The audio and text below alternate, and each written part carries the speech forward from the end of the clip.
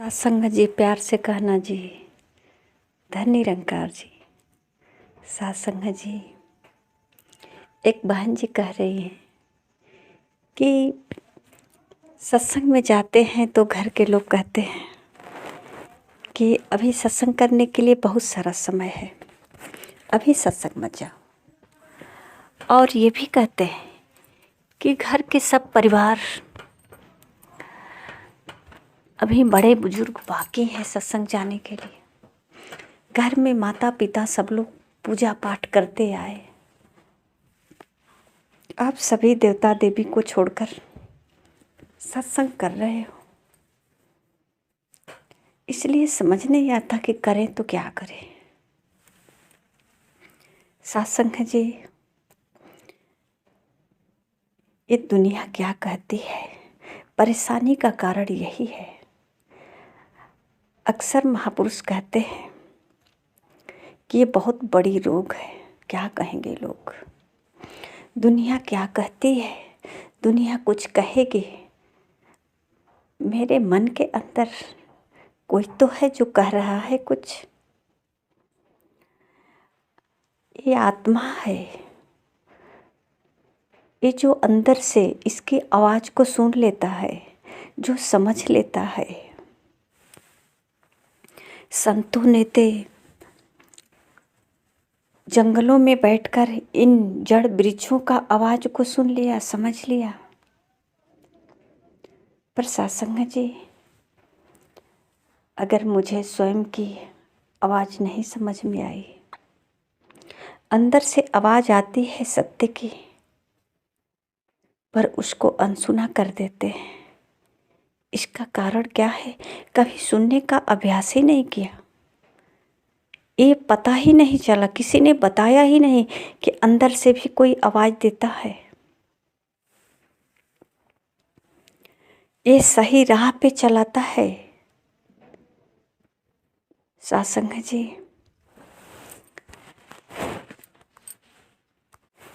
किसको नहीं पता, कौन नहीं जानता। इस चौपाई को सब लोग दोहराते हैं। क्यों दोहराते हैं? बेन सत्संग विवेक न होई, राम कृपा बिनु सुरबन सोई।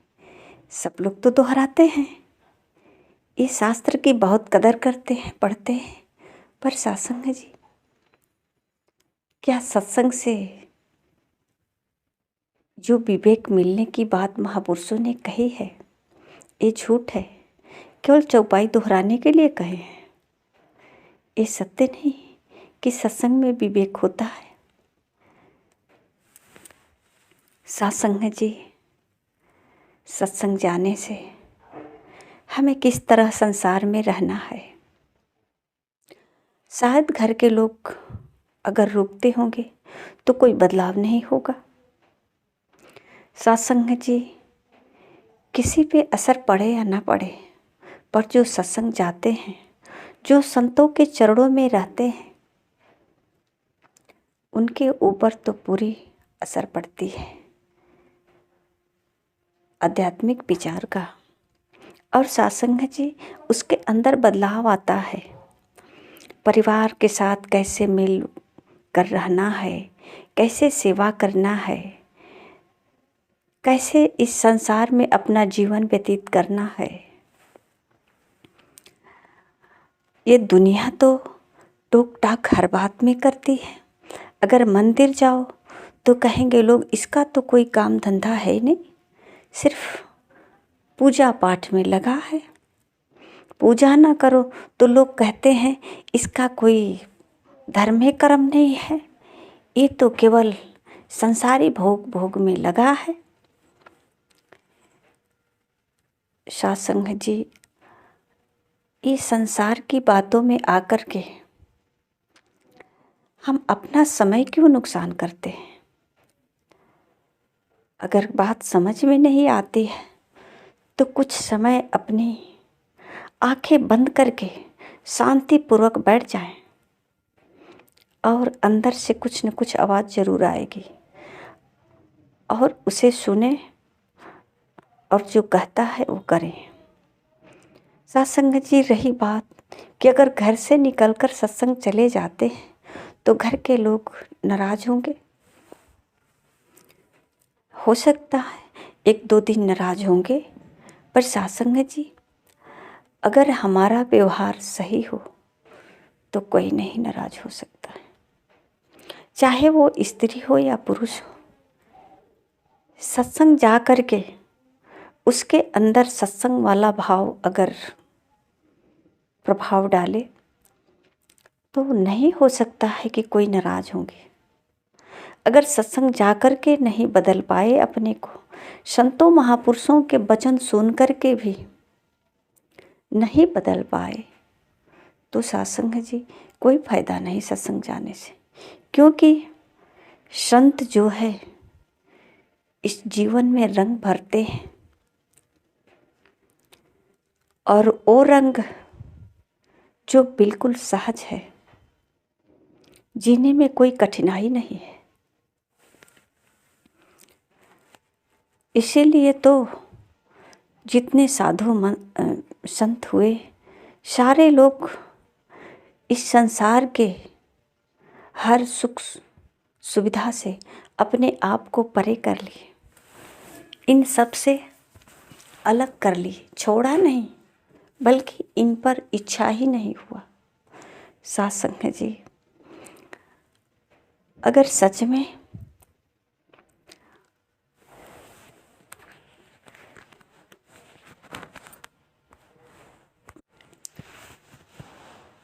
सत्संग का असर नहीं पड़ता है तो छोड़ ही देना चाहिए। साथ संगत जी छोड़ने की बात तो कभी संत नहीं कहते, क्योंकि कहते हैं कि आइए नित्य प्रति सत्संग में आकर सेवा भाव कमाना है। ऐसा नहीं है कि हम अग्नि के पास बैठे हैं और मुझे गर्माहट की महसूस न हो। सत्संग में आने से संतों महापुरुषों का सिखाया हुआ ज्ञान असर जरूर पड़ता है। साथ संगत जी महापुरुष कहते हैं कि इसी धरती पे कुछ ऐसे नशीली पदार्थ मिलता है, उपज होता है, जो पीने से खाने से नुकसान करता है, और कुछ ऐसी औषधि होती हैं जो लाभदायक होता है, जो पौष्टिक आहार होता है। तो साथ संगत जी ये जानकारी के आधार पे हम वही लेते हैं, पौष्टिक आहार, जिसमें हमें स्वस्थ रहने की शक्ति मिलती है। साथ संगत जी अगर कोई नशीली चीज़ों को यानी नशीली औषधियों को इस्तेमाल करता है तो उसका नुकसान होता है, और उसका नुकसान पूरे परिवार साथ रहने वालों का भी नुकसान होता है, असर तो उस पर भी पड़ता है। तो साथ संगत जी ये जो ज्ञान के आधार पे समझ आ जाती है कि इस संसार में रह कर के ये संसार में दोनों है, सुख दुख और अच्छाई और बुराई, पर हमें करना क्या है उसको करें। संत महापुरुष का इशारा यही होता है कि इस संसार को छोड़कर भागना नहीं है।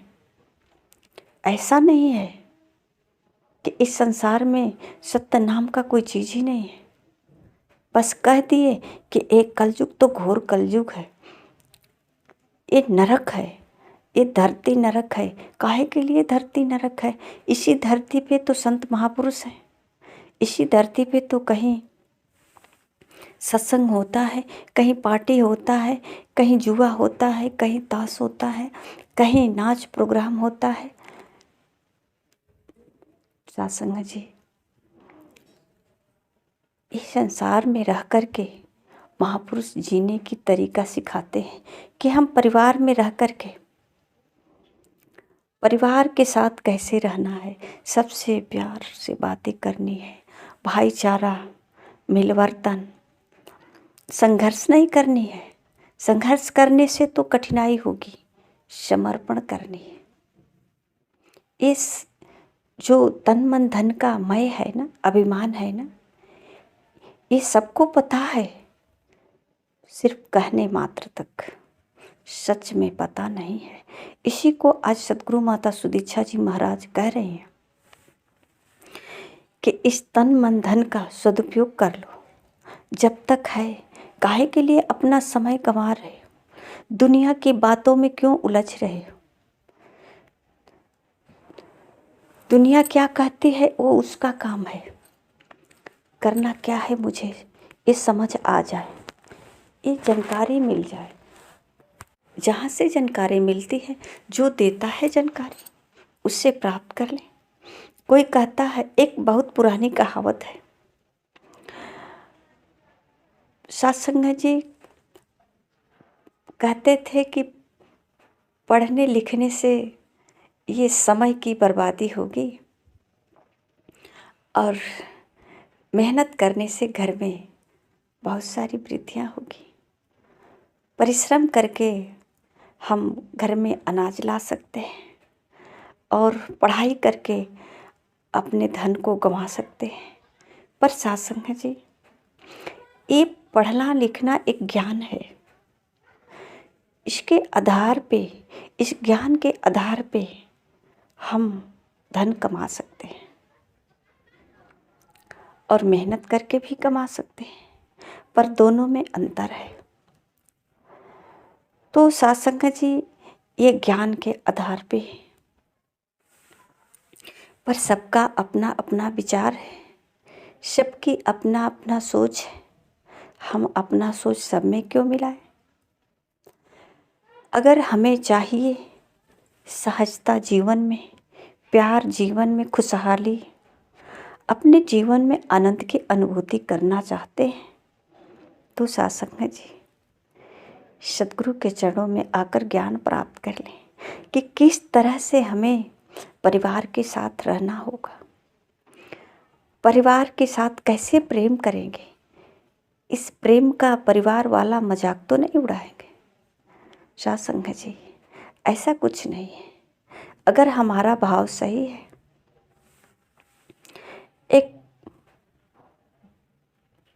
महिला होती है जो सुबह से लेकर शाम तक घर में, कुछ समय किचन में, कुछ समय सबके खिलाने पिलाने, बर्तन धोना, कपड़े धोना, नहलाना, ये सब काम घर का करती हैं, पर इसे काम समझकर करती हैं, सेवा समझकर नहीं करती। अगर ये समझ आ जाए कि हे प्रभु, हे परमात्मा, मेरा स्वास्थ्य ठीक रहे, मैं सबका सेवा करती रहूं, बहुत अच्छा लगता है सबका सेवा करने में, तो यहाँ हुई ना बदलाव। अब इस जीवन में कोई कठिनाई नहीं है। एक नौकरानी होती है जो पैसे के लिए नौकर का काम करती है, वही काम करती है जो एक घर की बहुरानी बेटी यानी महिला करती हैं। खाना बनाती हैं, सबको खिलाती हैं, बर्तन साफ करती हैं, झाड़ू पोछा करती हैं, कपड़े धोती हैं, नहलाती हैं। यही काम तो वो भी करती हैं, पर उसे नौकरानी क्यों कहा जाता है?